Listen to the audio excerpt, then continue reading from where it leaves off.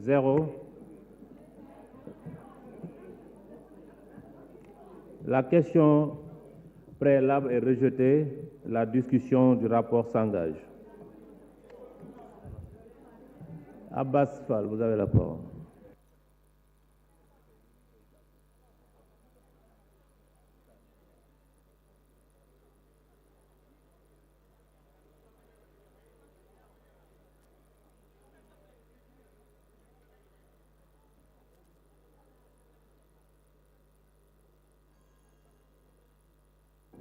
Merci beaucoup, Monsieur le Président.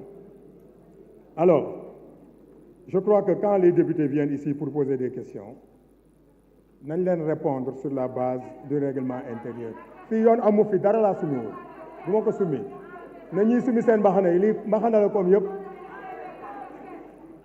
mbaxana la rek comme lépp du ma ko sumi je pense que dañu war a tontu nit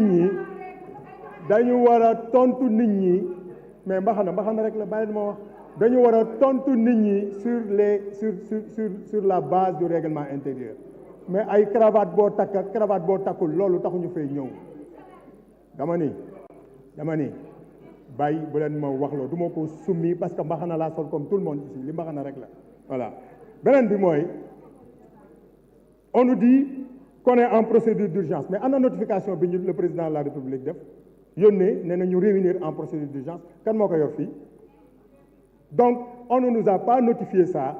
Ce n'est pas la peine, mon cher ami, de dicter à ton ami d'à côté ce qu'il va dire ici. Il m'a terminé.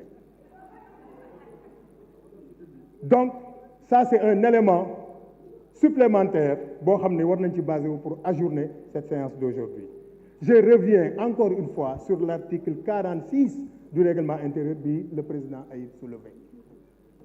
Cette séance ne doit pas se tenir dans ces conditions parce que nous n'avons pas eu le rapport 24 heures avant. On n'est pas là, comme l'a dit mon cher collègue Sanou Dione, ce n'est pas la peine de répondre à des fumisteries.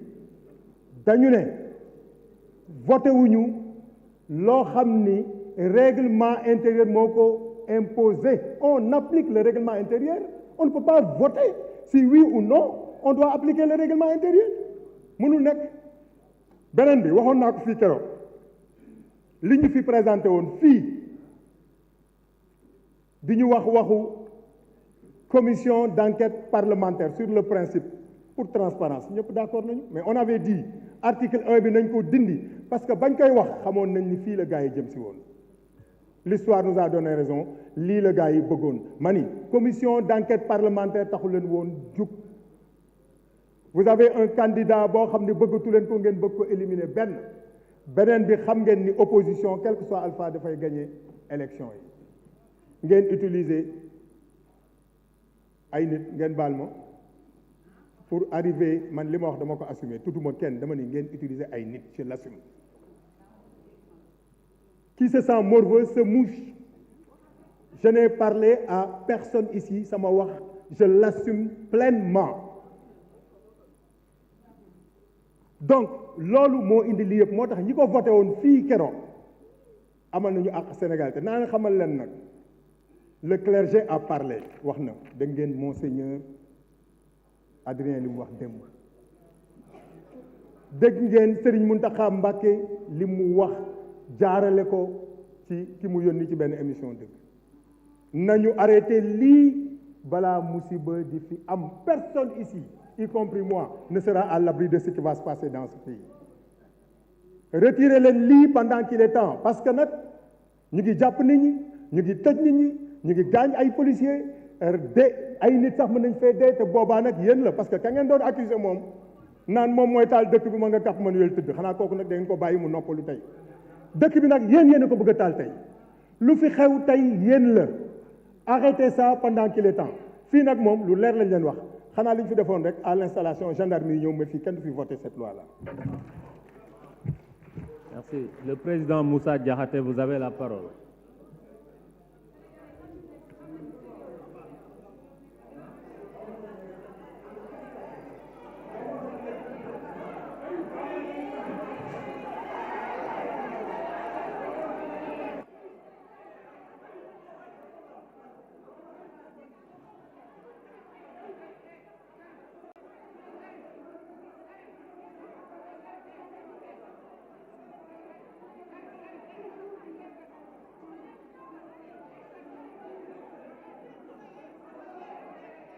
Moussa Diakhaté. Moussa, venez. Répondez. Monsieur le Président, par rapport à la question préalable, je renvoie à la discussion à l'article 73. La discussion d'urgence peut être demandée sur les affaires soumises aux délibérations de l'Assemblée, soit par un nombre de députés au moins égal au 10e. 17 ont signé, c'est très valable. Donc je demande qu'on poursuive les débats. Merci, Monsieur le Président. Merci. Le rapporteur, vous avez la parole. Monsieur le Président, je demande la poursuite des travaux. Merci.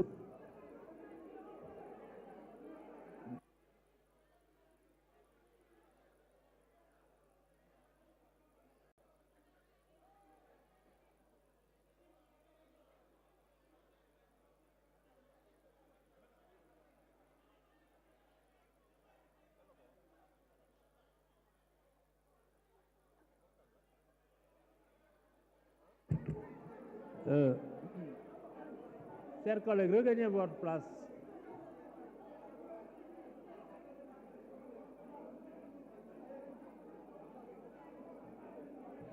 Je vous demande de regagner vos places. Regagnez vos places. Regagnez vos places. Je vous demande de regagner vos places.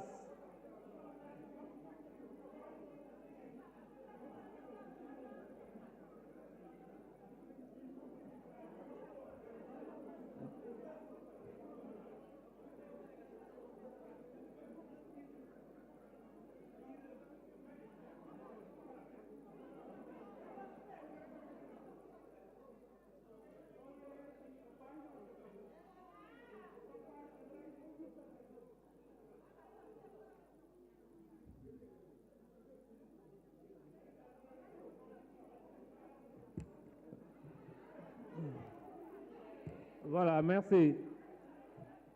Quels sont ceux qui sont pour son adoption? 44. Quels sont ceux qui sont contre? 54. Quels sont ceux qui sont contre son adoption? 111. Ceux qui s'abstiennent? 0. La question préalable est rejetée. La discussion continue.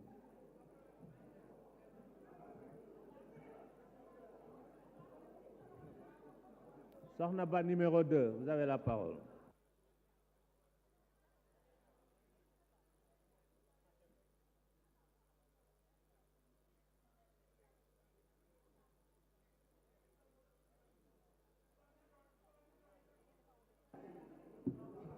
asalaamaaleykum chers collègues, maa ngi leen di nuyu ku nekk ci turam ak ci santam.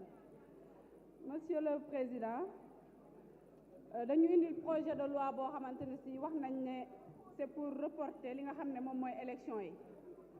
Mais à l'article 60 du règlement intérieur de l'Assemblée nationale, fi ñuy waxee ci dépôt des projets et propositions de loi, dafa am alinéa boo xam ne dafa am lu am solo loo xam ne da ko wax.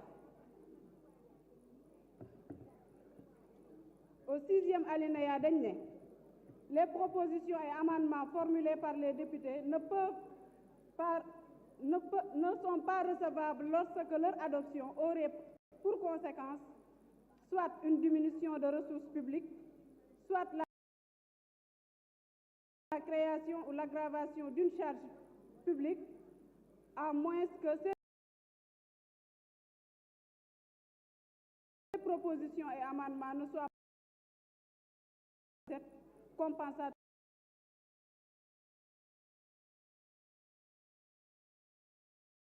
article 82 de la Constitution.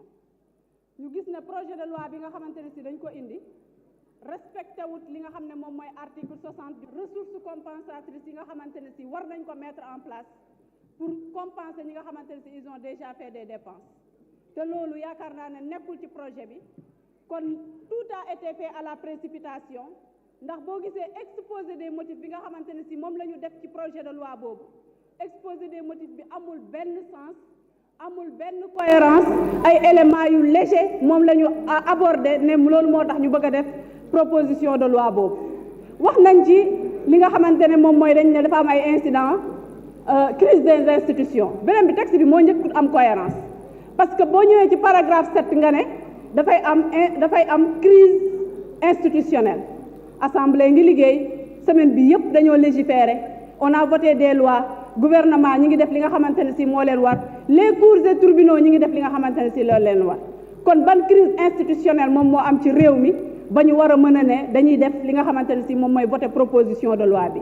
beneen bi ñu ñëwaat ci beneen paragraphe ñu ne non proposition de loi bi mën na andi ay incident wala une instabilité institutionnelle. Où est la cohérence bu dul dara ñu cohérent ci li nga xamante ne si moom la ñuy wax ci exposé des motifs bi. Honorable député, chers collègues, ñun ay parlementaires lañ chaque fois dañuy dégg ñu naan je suis redevable au président Macky Sall mais de li ma gis mooy vous ne rendez pas service au président Macky Sall ndax proposition de loi bi nga xamante ne si moom ngeen bëgg a jàllale doonut loo xamante ne si lu koy honorer la moom parce que bu dul dara waroon na sortir par la grande porte. Vous engagez toute une république pour lan une proposition de loi boo xam ne rien n'a été justifié parce que lan da ngeen a tànn seen candidat dem ngeen ba ci biir neexatu leen ngeen ne non non dinañ fexe nu ñuy def ba reporter élection yi moom moo fi waxoon ne bu ngeen bëggee bokk da ngeen koy ñaan ci njekk mais ba mu xamee ne dafa bëgg a def une troisième candidature mënoon na ko ñaan ci njekk ñi nga xamante ne si ñoom ñooy le peuple sénégalais. Pourquoi defu ko une première fois dans l'histoire politique du Sénégal ñu dem bañ ne on est à quelques heures de l'élection présidentielle ñu xëy le président de la République parce qu'il est l'homme le plus puissant du Sénégal te pouvoir boobu bu ko amee c'est le peuple sénégalais ñoom ñoo ko jox mu am sañ-sañu ñëw taxaw ne damay fomm ay élection fan la ko teg loolu mooy manquer respect li nga xamante ne si moom mooy population sénégalaise.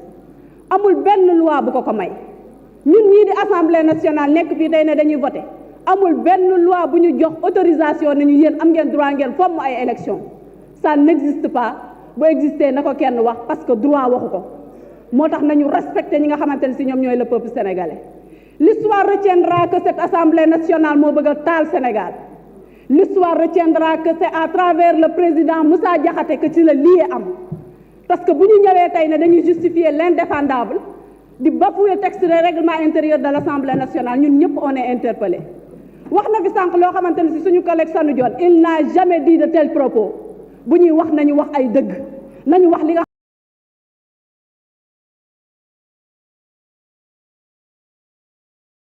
xamante ne si loolu la population bi war a dégg. Sanu Dione n'a jamais engagé ñu voter commission d'enquête parce que juges yi sont corrompus. am la règlement intérieur wax te mooy képp ku dee député am na loo xamante ne si bu la ko yoon mayee ñun dañ ciy d'accord sur le principe c'est ce qu'il a dit. moo tax en rapportant les propos de l'autre il faut être dans la véracité. Je vous remercie. Merci. Moussa Diakhaté, le président de la commission, vous avez la parole.